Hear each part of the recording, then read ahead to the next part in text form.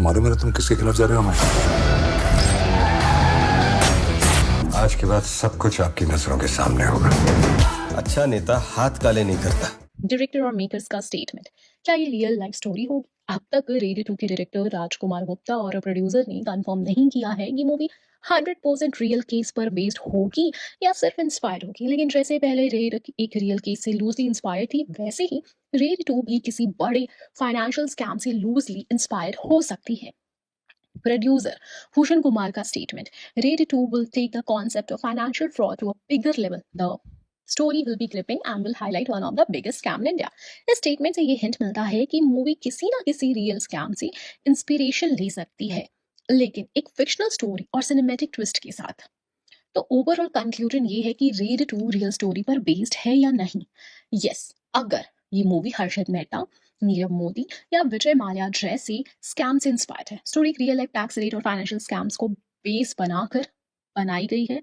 रितेश देशमुख का कैरेक्टर किसी real life corrupt businessman से मिलता है? नहीं।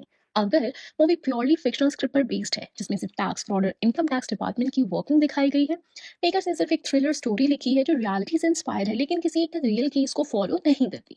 लेकिन जैसे पहली रेड एक रियल लाइफ टैक्स रेट से इंस्पायर्ड थी, वैसे ही रेड 2 भी किसी बड़े फाइनेंशियल स्कैम या टैक्स फ्रॉड से इंस्पायर हो सकती है। और अगर ये सच है, तो ये मूवी एक और hard hitting reality based thriller बन सकती है जो ऑडियंस को शॉक कर देगी। रेड 2018 की कहानी। रेड एक क्राइम थ्रिलर मूवी है जो 1981 में लखनऊ में हुई एक real life income tax raid से इंस्पायर्ड थी। इस मूवी में अजय देवगन ने आईआरएस ऑफिसर अमेय पटनायक का रोल निभाया, जो एक ऑनेस्ट और फियरलेस इनकम टैक्स ऑफिसर है। कहानी शुरू होती है जब अमेय पटनायक को एक पावरफुल और corrupt politician Rameshwar Singh as known as Tauji यानी सौरभ शुक्ला के घर और प्रॉपर्टीज पर इनकम टैक्स रेड करने का टास्क दिया जाता है। ताऊजी एक पॉलिटिकल लीडर है जो ब्लैक मनी और इलीगल एसेट छुपा कर रखता है। अमेय पटनायक अपनी टीम के साथ उसके घर पर रेड कंडक्ट करता है, जो हिंदी सिनेमा की सबसे बड़ी इनकम टैक्स रेड में से एक होती है।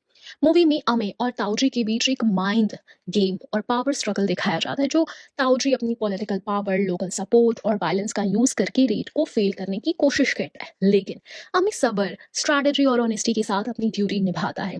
क्लाइमैक्स में अमेय पटनायक 420 करोड़